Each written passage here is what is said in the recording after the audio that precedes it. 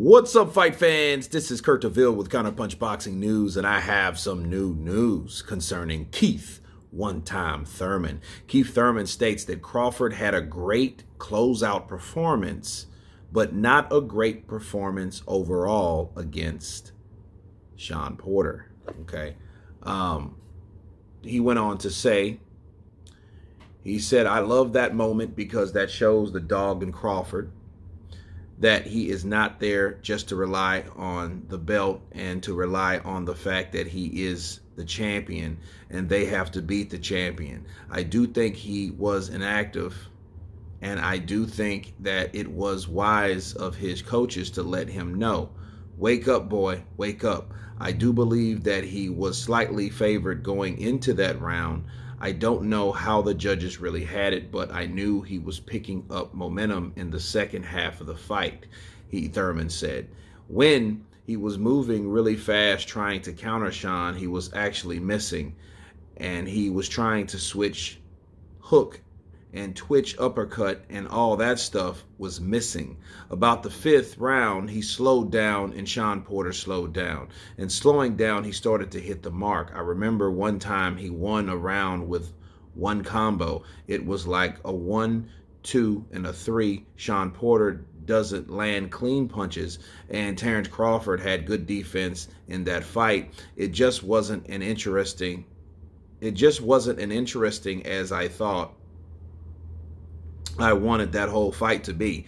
I actually gave him a nickname that night, Crafty Crawford. I thought he was being crafty in there, and I thought he needed to be crafty." Okay, well, those are the words of Keith one-time Thurman. I'm going to say this about Keith, right? When Keith decides to hang up the gloves, he definitely should have a job in commentary. You know, no disrespect to Shawn Porter. I think that, and I like Shawn Porter, but I think Keith Thurman is a better commentator than he is. I like how he breaks things down, and I like how he pays attention round by round, like we've just explained his words and explaining how he felt about Crafty Crawford, as he calls him. But I think the fight was a good fight. I think the defense was there.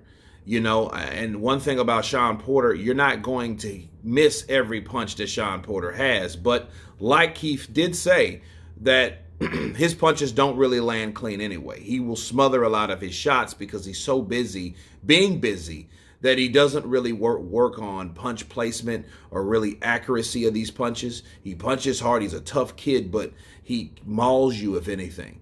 Okay, so it's hard to really look good fighting Porter, because Porter is a guy that will make anybody look and push someone and everyone he fights to the limit, like he did and attempted with Crawford. Just with Crawford was too crafty. He was too skilled.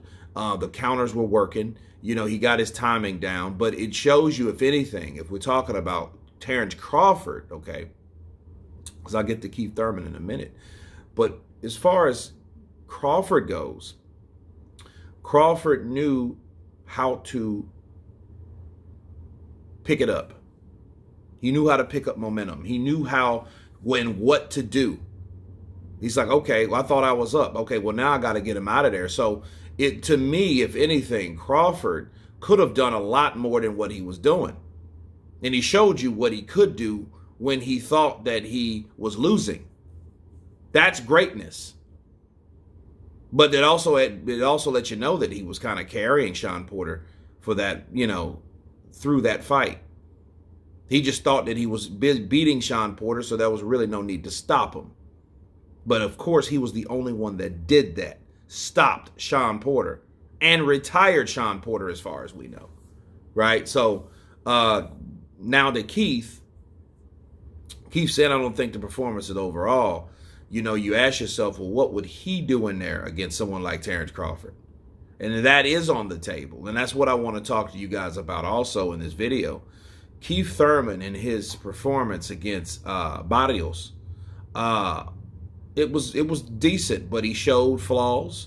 He showed that he got tired in the later rounds. He showed that, yes, he can get hurt and survive, but only survive, because after he did survive and he was hurt, he wasn't the same type of fighter. On top of him being tired, he looked great. He looked like he was in great shape.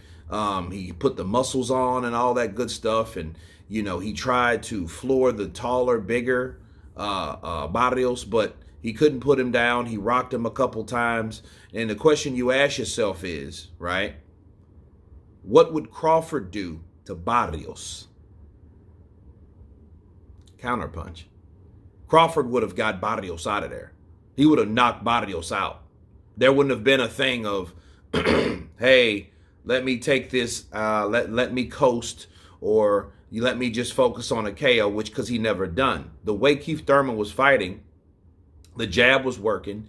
He was catching him with the right hand and the lunging left hook, but it was too sporadic. It wasn't it wasn't where it needed to be, and I think that Keith Thurman could have done a lot better. Okay, but him fighting Crawford himself, I think, based on his weaknesses, based on that soft center, I think Crawford takes out Keith Thurman anyway. I always thought he would. When Keith Thurman wasn't even giving him respect in the weight class, I figured that. I believed that. Like, look, you can't beat Terence Crawford.